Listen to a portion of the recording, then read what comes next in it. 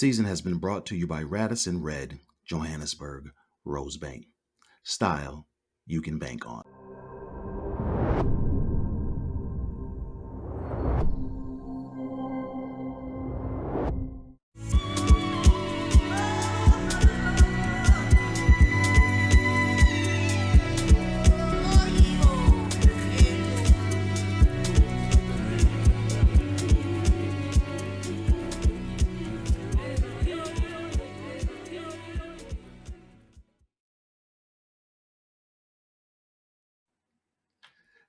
Great day, everyone. Ed Dudley, coming from Durham, North Carolina, United States. And I don't know when this show is going to air, but it is full on sports season for me. We got my Boston Bruins in the playoffs. We got my Boston Celtics in the playoffs. We got my Boston Red Sox, not so much. And NFL draft just started. So hopefully, we'll have some fun there. As I'm talking here, you see Charmaine rolling her eyes because she could care less. Great day, Charmaine. How are you today? I'm fabulous, Silhouette. Hello, everyone. It's great to be in your energy today. How are you doing besides soccer? Besides sports, I don't want to know about it. But how are you feeling, Mr. I Silhouette? am I am feeling absolutely amazing. I always say anytime I'm above ground, I'm doing good. I'm feeling amazing because just some of the work that I'm doing outside of here, and when I can see impact on individuals' lives, and I could care less if I impact thousands of people. It doesn't matter to me. If I can impact one, that's. And I got this amazing message from someone earlier today that just I will hold that message tight all day long. So you know who you are if you're listening. I won't call you out by name. I won't embarrass you, but thank you. You made my morning, my day, and part of my weekend. Just your intro is so special, actually. Sometimes we forget to actually recognize people for the good that they do. Yeah. It's so important to actually validate people Hmm. and express gratitude and thanks, Yeah. especially where we find ourselves. We're living in a very complex time, so much energy is Yes. going around that's creating unnecessary conflict in like internal conflict as well as Oh external God, conflict and a ton. it's so important for us to just be aware of that and see how we navigate that space. Man. And it is for that reason you and I invited this amazing woman to talk about, Well, and who's a let's conflict strategist. let's bring her in, Miss Leslie Nydick. How are you today? I'm doing great. It's great to be here, and thank you for having me. It's a pleasure to have you. Thank you for joining us. Before we even get started, as I'm looking at the conflict strategist, I'm actually sending you a ticket to fly to North Carolina. So you come hang out in my house with me and my wife for a little while. And no, I'm just joking. I'm joking, sweetie. If you see this, I'm joking. It's a joke. But thank you for joining us today. Leslie, welcome Thank to the you. Ubuntu house. And I couldn't think Thank of a you. nicer person to actually have us join us this Friday afternoon. Oh, Every engagement that we've had, even though it's been via social media, has been always kind and informative and supportive. So grateful for the energy that you put out there. So, yeah, it's good to have you. I think you can actually start. Besides giving Ed practical tips on how to deal with his wife, Oh, women in you we'll can general. get actually to that. you can actually start by just telling us a little bit about who you are and what makes you tick. Sure. Well, coming from New York City in the United States, and I obviously focus on conflict. What I really started in real estate. And many people who see me wonder, like, how in the world did you end up doing what you're doing now? So I managed real estate, I managed construction, I managed the space in corporate organizations where everyone had to come to me like, I need more space, I need less space. So I found myself in the middle of conflict all the time, like negotiating conflict, issues between landlords and tenants, but issues between departments and different divisions. And I just kept on seeing that there was another way. We were all, most of us were taught like negotiate, hold all the information to yourself, don't reveal things. And I found that wasn't working. So I was kind of changing it up. I would reveal a little bit, and reveal a little bit more. And I'm like, wow, this is like going well. They actually know what I want and need, and they're trying to address it. And then I was like, well, what do you really need? Rather than those positions. And that was the real shift for me, that I wanted to focus on that. So that's when I didn't feel like it was a change in career. It was more that I was just changing who I worked for, going from working as an employee to working for myself. And now I do this full time. I do a combination of things, whether I'm coaching individuals, coaching teams, or doing customized training programs. I also teach at NYU part time, and all of it is about communication. Mm. Those skills that we think we have, like people always say, oh, I know how to listen. You don't have to teach me how to listen, or how to speak, or how to clarify. It's things we didn't focus on. So it's a lot of common sense, but not common practice. Mhm. And that's what I teach. I love that last line. A lot of common sense, but not common practice. You know, I, Yes. I tease and joke about my wife a lot, because because we have a great relationship, but I didn't always know how to listen. I knew how to hear. Oh, I heard what you're Yes, saying. I was always prepared with a response after you said something, and I didn't really know exactly. how. And I think that's something that we all should really work on, because a lot of times we listen to respond. Mm. Exactly. And there's like some studies behind it why that happens, because there's a big range, but we talk at about 125 to 250 words a minute. We have the capacity to listen at 400 to 700 words a minute. So if you think about that, there's this huge gap of capacity, and we fill it with planning our response, thinking about what's for dinner, perhaps even thinking about a conversation we had yesterday, instead of just leaving it empty and just listen to the person in front of us. We weren't taught how to do it. It's very hard. It takes a lot of energy and a lot of intention each time. It's not this passive thing. It's really an active thing. And that thus people say you have to learn how to actively listen. It's very active. Okay, I'm going to go into your share was quite powerful, and Ed is actually right that most of us actually just want to respond. We don't use the opportunity as effectively as we could, right? Do you have 2 or 3 practical tips that you could land, Leslie, as to how do you conscientiously actively listen? Like, is there something that you could actually share with us when Yeah. engaging? Well, Yeah.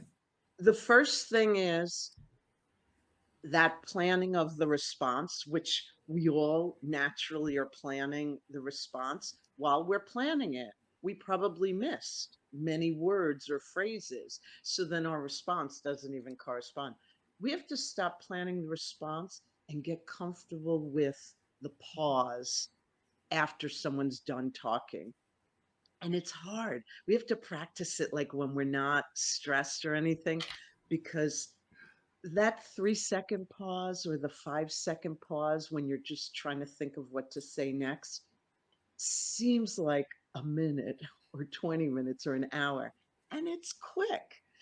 It doesn't take a lot to figure out what to say next. It might just be, wow, I want to hear more about that.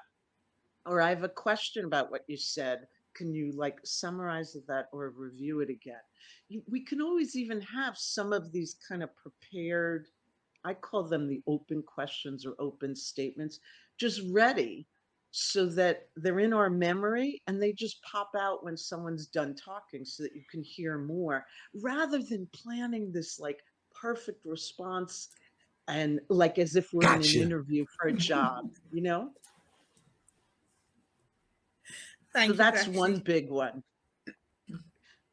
And then, and so as part of that, I would say just focus on what the person is saying, and be interested and amazed. Like people are interesting and amazing. Just listen to it. Otherwise, we miss most of it. I mean, how many times have we like finished saying what we're saying and someone asks a question and you're like, I don't even know how to answer that. What does that have to do with what we were talking about? Because they heard the beginning and that might have been a, like an accurate conclusion or an idea. However, they missed the whole end, which had nothing to do at the beginning. And that's the other thing, to remember that when we're just talking and it's not a prepared speech or something that's written down, we don't necessarily talk in order. So whatever I said first might not be the most important thing. What I said in the middle might not be most important. What I said at the end I might not even say what's most important because I'm not thinking like that. Like, oh, let me say it in order. I'll do an introductory statement, then I'll give some Sure. content in the middle, and then I'll summarize at the end. That's not how we talk. So that's where remember that we're not talking like we would write a book or write an article or write a memo. So that's why it's even more important to really just listen and don't draw conclusions from just those early statements. Listen to the whole thing. And sometimes a lot is said in unspoken words. Just watching attentively, you'd be able to extract so much more than what's being said. Oh, thank you for sharing Absolutely. that. Yeah. Absolutely. I have to say, in your intro, while I was listening in and I was in the studio, something really impacted me. And it was what Ed said about the impact of one, because I had a similar experience over the weekend. I went to a reunion of some college friends, and there were some people I hadn't seen in a long time. And this one person pulls me over and said, I just have to tell you that your videos on LinkedIn and YouTube are just, they've just helped me so much. And I just looked at him and I go, oh my God, where have you been? Like, it, but that, but just honestly, I looked at her and I said, wow, you just like fixed me for the next 5 years. I don't care if I don't impact anyone. Just knowing now you're out there and those are those people who would rarely say anything. Maybe if we didn't see each other over the weekend, she might have never told me. So I have to always remember there is that one, and there's probably more than the one, but one's enough. One's enough. There's always somebody listening, and there's always someone watching. They just don't always comment. Because I had Yes. this, I had the same thing. I had someone send and said, "Oh, I love the content that you pushed out," and I'm like, because I don't look at the numbers. The numbers don't mean anything to me. She's like, "I love the content. Keep putting out that content." And I'm like, one, I didn't even know you were watching. One, I didn't even know we were connected. That's the first thing. And you're Yep, watching, so you never know the impact that you're having on someone. And a lot of times, it's the one that never says anything that you're having the most impact on. exactly. I love that. That's great. So let's. I'm sure you have a lot of stories from conflict. Without revealing any names, what was one of the most challenging conflicts that you dealt with and you helped navigate entities or individuals through? You know, I I don't know if most challenging describes them. I think they start as seemingly most challenging.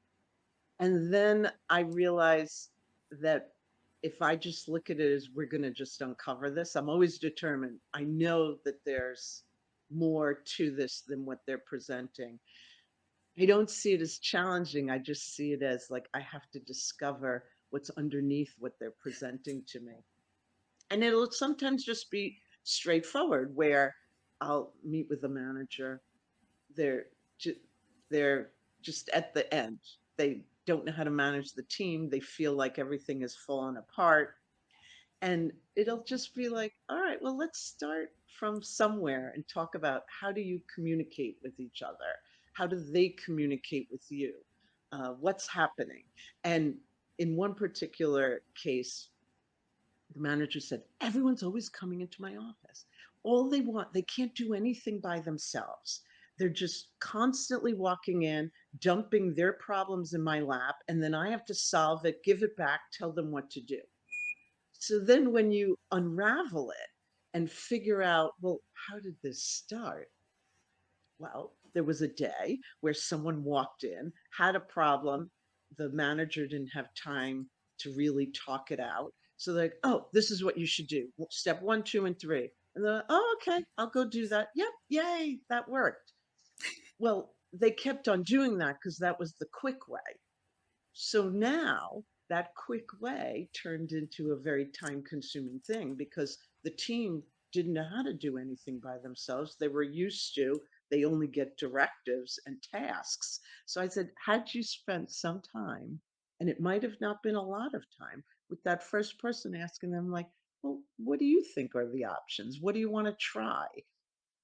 And changing that dynamic and even the mindset of just to say, I don't know either. Let's just try something." So it's mostly that thing of making it safe to make mistakes, then people will try, and just leaving the room for people to do stuff on their own and take a stab and then get excited when they tried something and it actually worked, or not to be upset when something didn't work. They're like, oh good, now I'll just try something else, and now I know for next time that the first method isn't the best, so I'll try this one. Mm. You So said, that's, I no, just go ahead. kind of go into it always with the attitude of like, this is not going to be difficult, I just have to figure out how to uncover it. Yeah. You said something at the beginning about people communicating. I found out some of the most difficult or challenging conflicts that I personally run into is because we have different communication styles. And if we could figure out the other person's communication style, and even figure out, a lot of us don't even know our own communication style, then we're able to get rid of those blocks and those conflicts because we can actually communicate a little better. Because it's like the love languages. If I'm busy trying to love on my wife through physical touch and hers is acts of service, it doesn't work. And it's the same thing with communication style. We need to figure out when we're working with people their communication styles.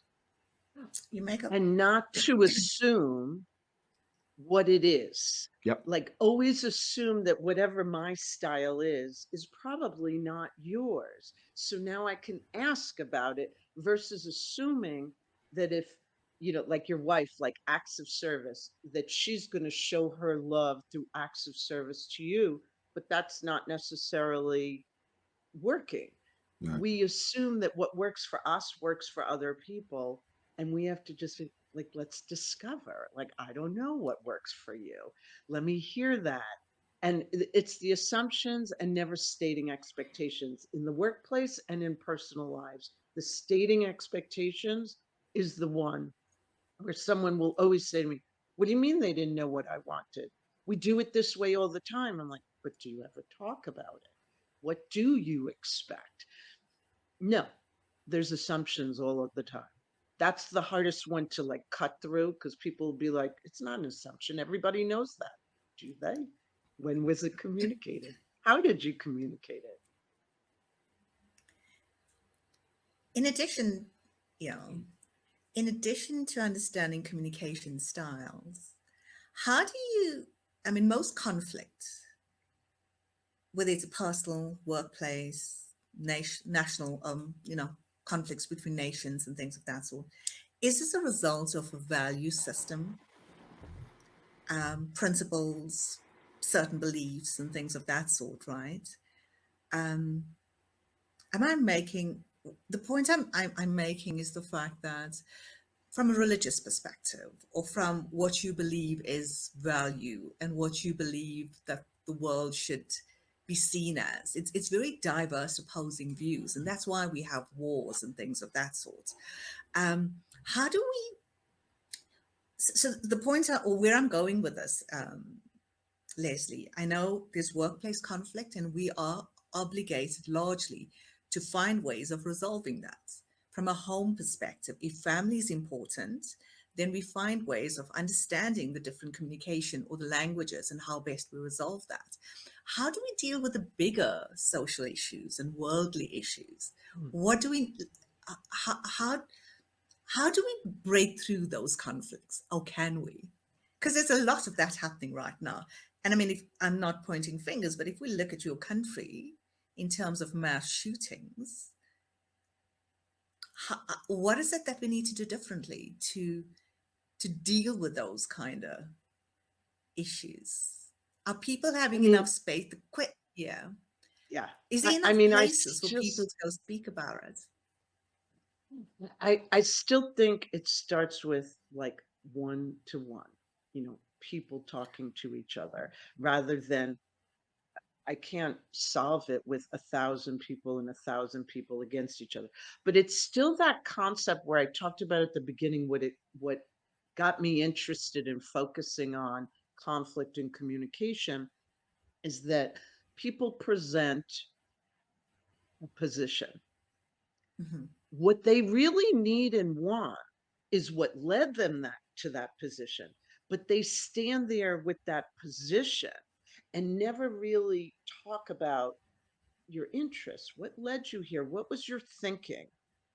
And when you explore that, that's where the opportunity is to find out, like, well, wow, what happens if I could resolve those three interests, those two concerns?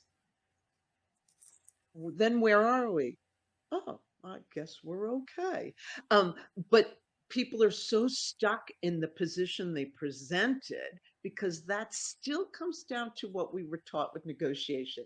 Don't reveal everything, keep it close to the vest, just say your position and get it till you die. Like, this is it. I must have that. And a lot of times that they're presenting is still not satisfying all their needs.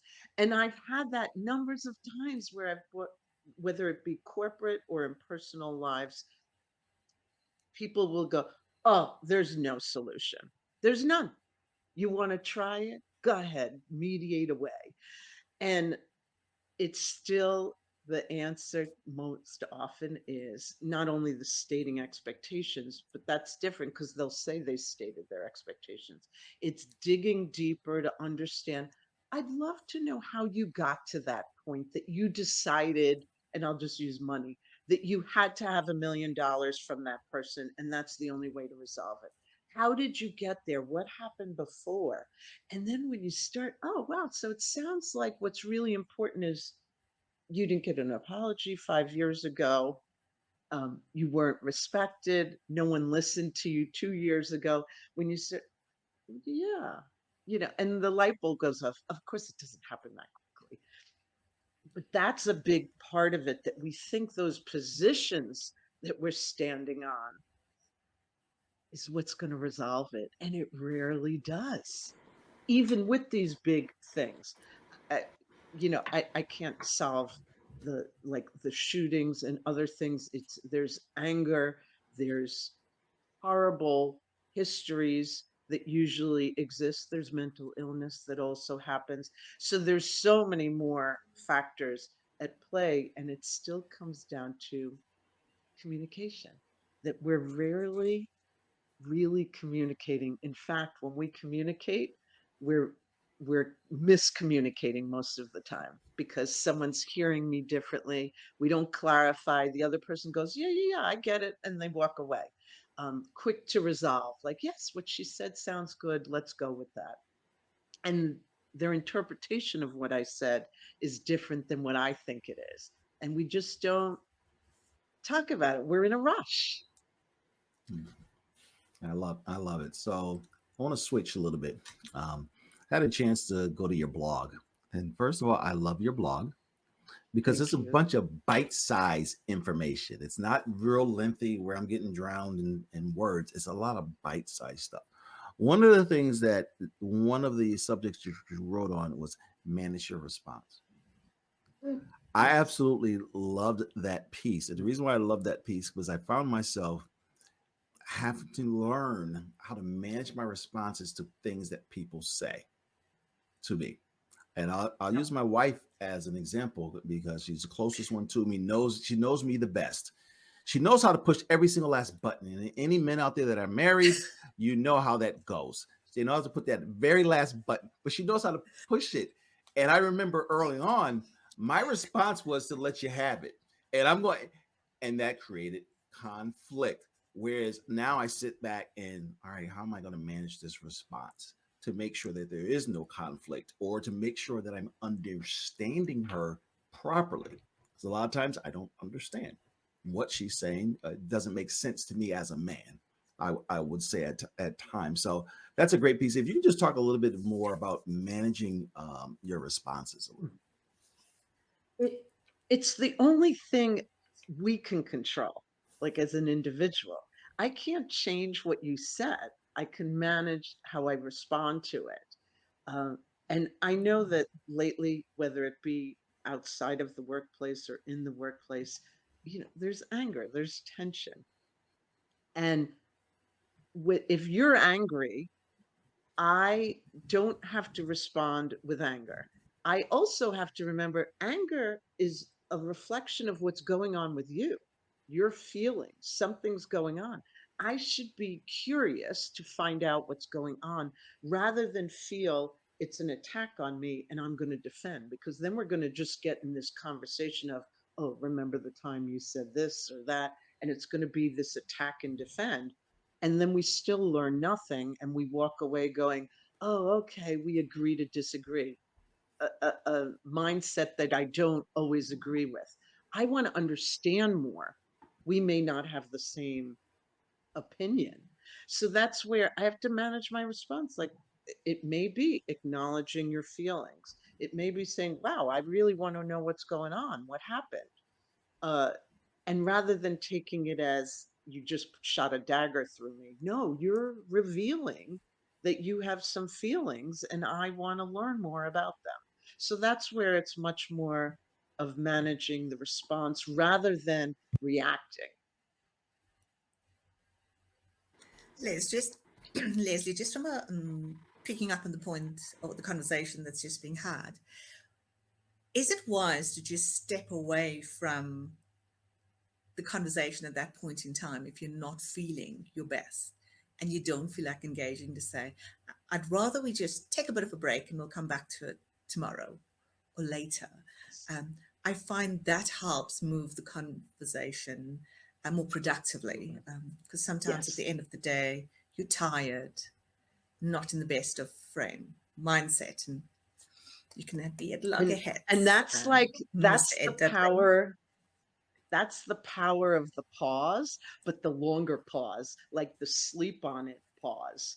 And that's another one. I mean, that's why I like using that. You referred to it exactly like I think of it, the bite-sized strategies where it's doable, but sleep on it. There are so many times that we need to just sleep on it, absorb it. If I'm the one who's upset and maybe you're upset too, or only one of us is upset, just stepping away lets us both have the room to just breathe in and go, oh, wow, you know what? I'm still upset, but now I want to explain where it started and where it came from. And maybe I'm going to make a little more sense now because I've relaxed. Or maybe I'm still upset the next day saying, you know what, we gotta like attack this because I'm still upset after sleeping on it. The pause, whether whether I'm the one in the conflict or whether I'm the one helping facilitate the conversation. There are plenty of times I figure out how to take the pause, whether it be, listen, let's just take a break and go get some coffee. Let's all have a snack. Remember, I got some food delivered over here. Or there are times where I'm just taking a sip of coffee or something, and that's enough of Tune. pause. But absolutely, we don't give ourselves permission to take those breaks. We think we have to immediately say something. We immediately must resolve this. And conflict is, I think it's a mindset shift. A conflict is good. And it takes a little bit to get there. That's my like final statement. Like, conflict is, we have different ways of looking at things. Conflict is conversation. For many people, it's difficult conversation, but it's conversation. once we start looking at it like that and taking out the negative words, conflict can just be, wow, if we didn't have conflict, there's a lot of ideas and innovation that might not have happened without different ideas. And it goes back to, inclusion, a hot topic. Why does everyone have to think the same? Do you really Mm. want everyone to think the same? We talk about it. We talk a good game. Like, yes, we want to be with people who have different ideas, who look different than me, who live in different places. And then when it comes down to like hiring people or living with people or being friends with, oh, I'm only friends with the people who Mm. think exactly like me. Really? That is quite boring because you wouldn't have to talk if you all think the same. There's nothing to say. So it's back to like remembering like our words and then like live those words. Like, differences are okay. Actually, they're Sure. interesting. I seek out the differences. Love it. You know, especially in boardrooms, in the workplace, people prefer not to unpack conflict and tend Hmm. to go or not have the conversations and tend to go with the flow because it's supposedly easier. In your, it keeps the peace, it pays the salary. You can't be seen as being thinking differently or challenging and things of that sort. In your view, Leslie, I mean, you've spent a fair amount, like decades in this space, resolving conflict. What are the negative impact, or can you just share with us the danger of not resolving conflict in terms of relationships, productivity, and mental health, self harm, and things of that sort? Is there a correlation in your view? And why Oh, is it yes. important to address conflict? Um, there's mega billions of dollars that are lost every year because of conflict, unresolved conflict in the workplace, Mm. or really, I should say, unaddressed conflict. And it comes out in its toxic workplaces. There's bully bosses. People are leaving workplaces because of their manager more than 70% of the time. That's usually their reason for leaving. And it just, like you said, it seems easier to just let it be. It's difficult to approach someone who may need some training, learning and development, which hasn't happened. And it was funny during the pandemic. I was asked by someone, "Why does it seem like there's more conflict now?" I said, "Oh, no, no, there isn't. It's now coming to the surface because everyone Mm. got sent, not everyone, many people are working from home. When you're outside that environment, you start to realize, wow, I was really working in this toxic environment that made me, cringe, be tense, nervous every single day. And I'm not going to take it anymore. And then that's why there's been this real, I think, one of the main reasons of this pushback of, am I going to go back to the office or not going to go back to the office? I want to work remotely because I don't want to deal with people. There's almost now like, let me get away from this. And it really comes down to, like you said, people think it's easier not to address the conflict. Well, let me tell you, ignoring conflict, not only does it not go away, it just gets worse. And now you have layers and Mm. layers of it. And that's where these toxic organizations have grown. It's not like a year of it, it's years of just trying to shove it under the rug. And it doesn't stay there, it's there. And it comes out in every conversation with people.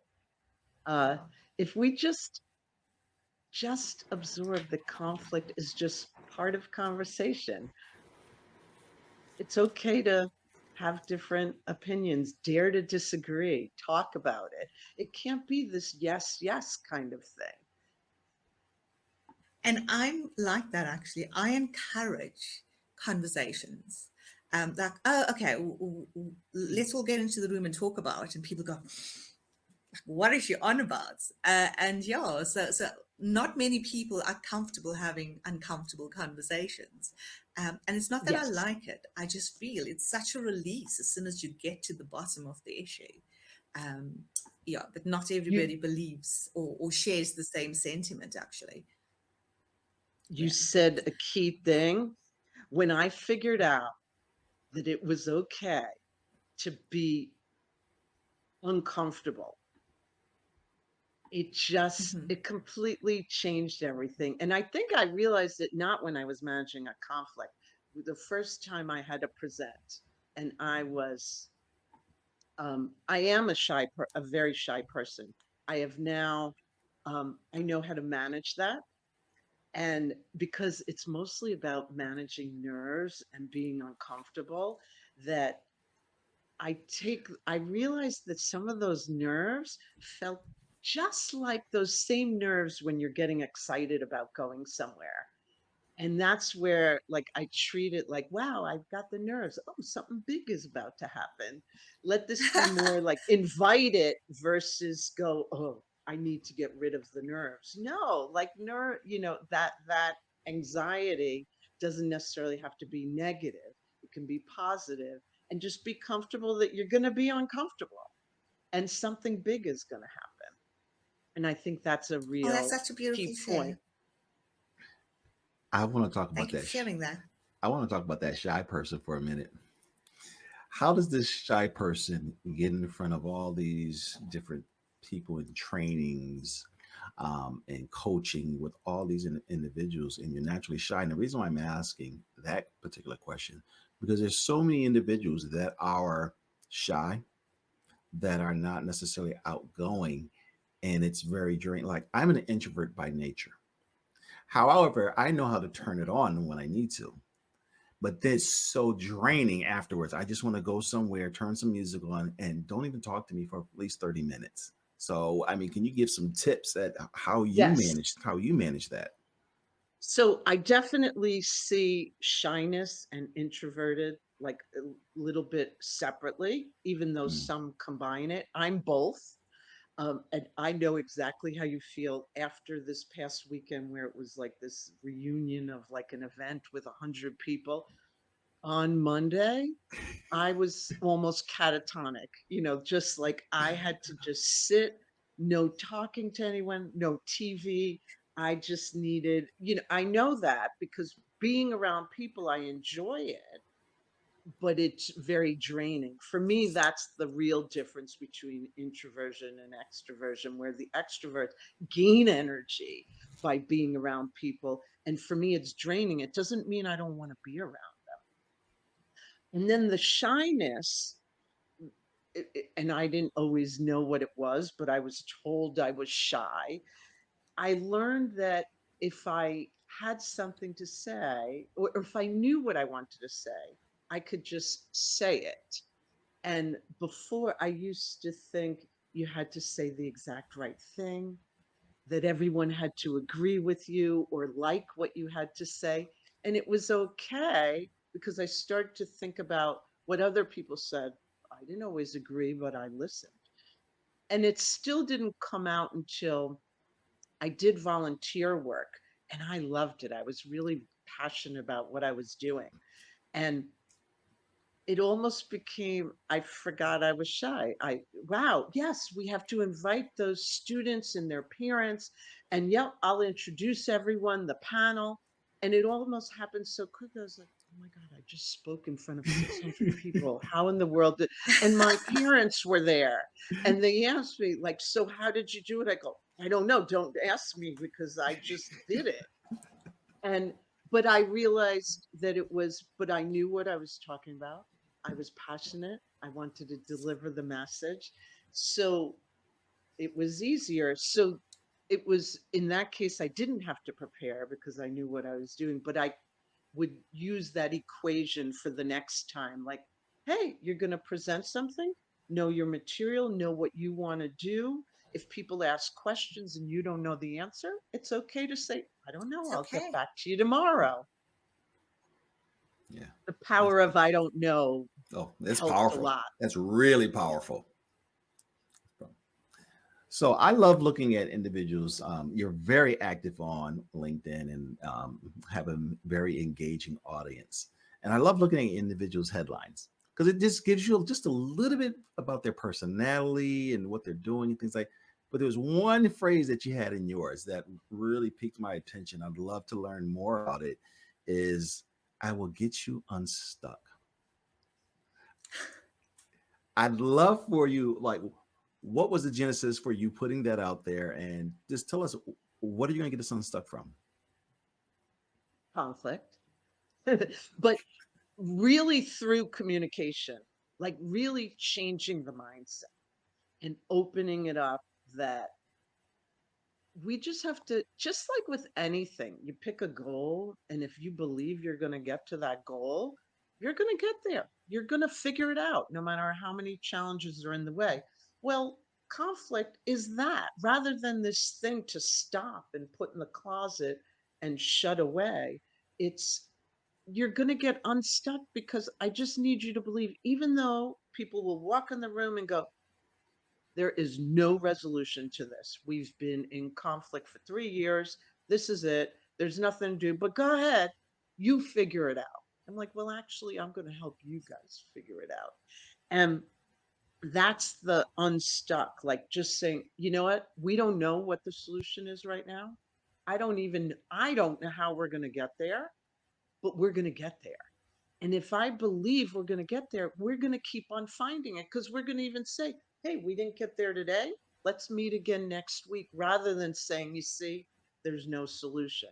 So I think it's that, to me, people don't always agree with the name positive mindset. They're like, oh, yeah, you think everything's positive. Oh, no, no, no. No, I don't.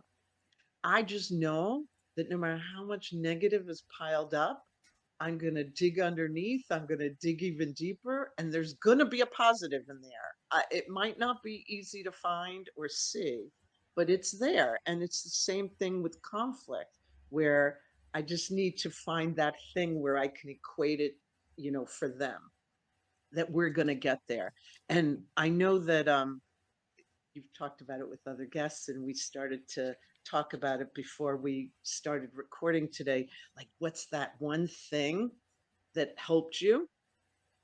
And that's where, so people say it's a marathon. No, it's a marathon, not a sprint, right? It has some meaning. It has a lot of meaning to someone who never knew how to run a city block. Like, I'd be out of breath. And I ended up running a marathon because someone convinced me, like, oh, so you want, this was more than a decade ago. Oh, so you want to lose weight? You're doing some walking. No, no, no, you got to start running. I'm like, what? How do you run from being like, I don't know how to run. I'm not an athlete. So they made me sign up for this race, and we swear we will wait at the finish line for you, even if nobody's left. Okay. And we're going to have breakfast after. I'm like, oh, okay, that sounds good. So I go, and I am, I very last one to cross the finish line.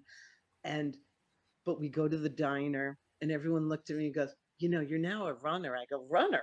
Like, what? You guys finished 2 hours before me. What do you mean a runner? And they're like, oh, and by the way, you're going to run in the New York City Marathon. Are you kidding me? We're going to do there were 5 people. We're going to do this together. And you're going to wait for me at the end of the marathon too, when it takes me 24 hours to do it. Yeah. However long it takes. But to make a long story short, 2 years later, we did it. That I call on that event a lot when I think I can't get through something. I'm like, remember that. Like, it takes training, it takes discipline. Come back the next day when it didn't go well the day before. Just keep at it, because no matter what I do, I'm going to cross that finish line.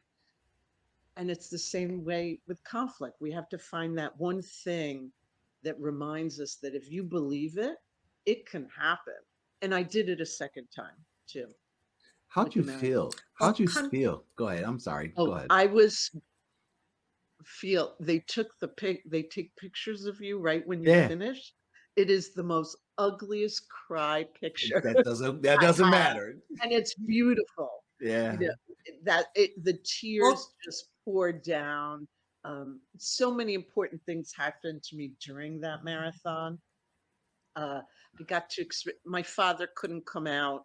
He wasn't well enough to like come to wave, wave at me when I pass nearby his apartment. So when I was on the 59th Street Bridge, which is what Mhm. actually there's still another bridge we have to cross after that, but it's very silent because all the fans are along the road, but they're not allowed onto the bridges. So but I didn't know that. Someone had said it and I just didn't know how like horrible that would feel because the bridge is more than a mile to cross. I'm like, oh my God, I can't do this. So I pull out my phone and my father like stayed on the phone with me the whole time because I was like, oh my God. And then he heard the cheers like when you get off Aw. the bridge. He's like, I think you're fine now. You said if you cross back into Manhattan, you will finish the marathon. I go, like, oh, there's 10 more miles to go. But I got to enjoy, like, he experienced it with me. He said, I really get it. And we were just talking about stories of like how you push through something you think you can't do. Wow, that's Conflict. oh, beautiful. One of the things that I got out of that, though, as you're sharing the story, is the power of togetherness. You had some people around you that circled you and said, you know what, we're going to do this together. No matter how long it takes you, that doesn't matter. We're still going to do this together. And it's a powerful And thing when you have some amazing people around you.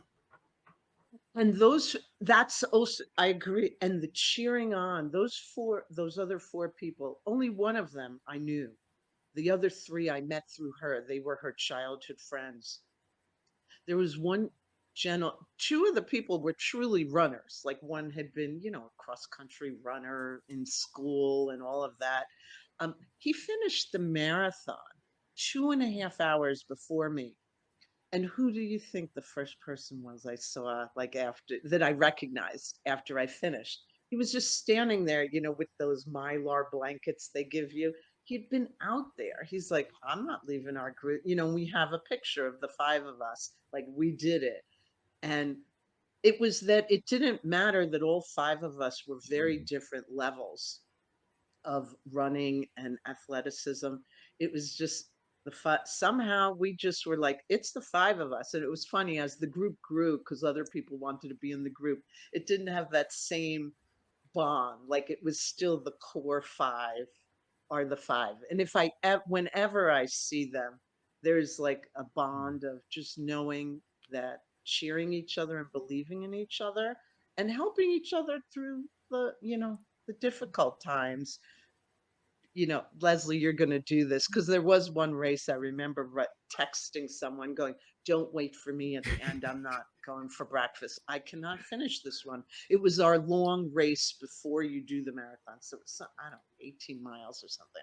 I'm like, I'm just not going to get there. They write back and go, where are you? We're going to come. And they actually had finished and they came and walked with me the rest of the time. It was just, but you need that, even a project, a team. Maybe it's all a marathon. Like treat it like we're training for something. We're trying new things. You don't have to know how to do it. We're just going to do it. your share The was mindset powerful on shift. so many levels, Leslie. It was beautiful, actually. Just there were times that you didn't believe in yourself and other people did. The fact that they stood there Yeah. with the blanket reassured the fact that you're worthy of this weight. And just your share, I'm sure it's going to have an impact on so many people. And the power of just being supportive can do miracles, actually. And I know your dad's no longer with us, but just I think just him talking through that bridge is such a special Yeah. connection. It's strange though when you allow yourself to step into uncomfortable positions, what beauty can come out of that on so many levels. There's little things that will live with you for your lifetime. So yeah, thank you. I just want to build on that unstuck thing. going into a conversation where conflict is concerned that so many people avoid actually helps you become unstuck because it's an uncomfortable situation that you've never been in. The next time you're called into it, you have a sense of what to expect. So there's movements Right. already. Mm, Um, Exactly. It is. It's just believing, just being curious is one way to start. I mm, mean, that's why I do these bite-sized tips. They're not chunks. all going to Mm, resonate with each person, but some, when I but say it will. be curious, just be curious, just understand more. Understanding is not agreement. That's also why there's sometimes a real block because they think, well, if I understand, then they're going to think I agree. Oh, no, no, no. That's not the same word. Understand and agreement are different. You can understand without agreeing. So let's listen. We have to think differently. Isn't that what everything is? Like we all have different Absolutely. perspectives. mhm. That's wonderful. Leslie, I know you lecture youngsters at New York University, right?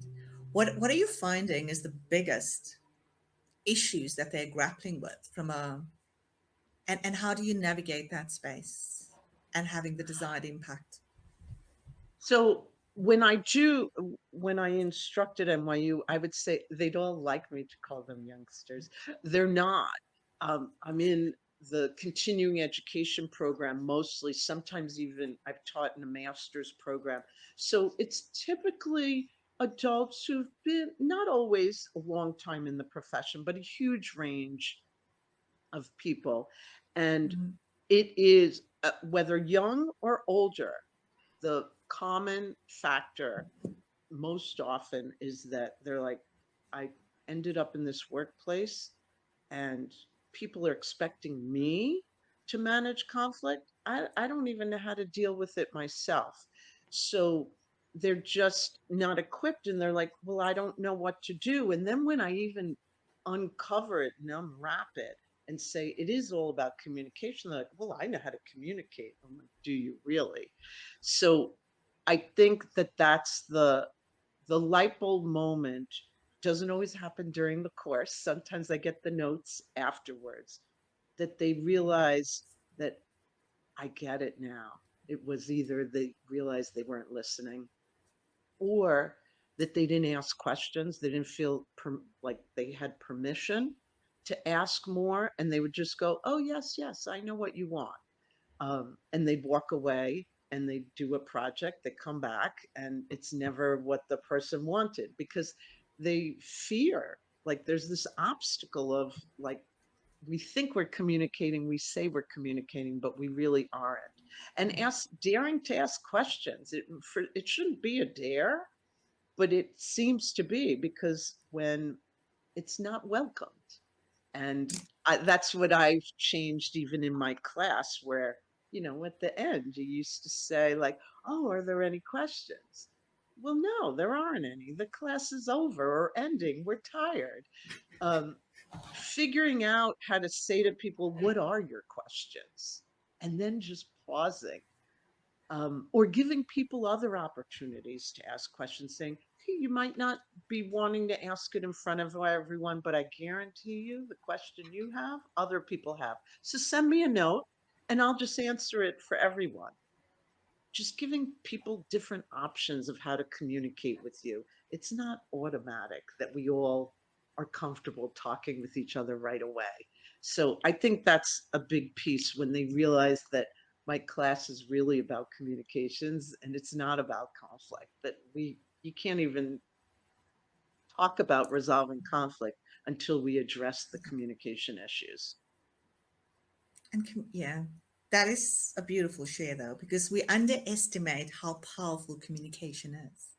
It is through communication we can ch- resolve most of the challenges that we face, whether it's internally, externally, but there needs to be willing parties actually to be open to Yes. having those open communications. That's where we fail when we're not willing to go into it freely and openly and not hold your cards close to your chest. This has been amazing. So, this is usually my boyfriend's question, but I'm going to ask it. Leslie, If you had a magic wand and you were given this to have this desired impact in the world, what would it be?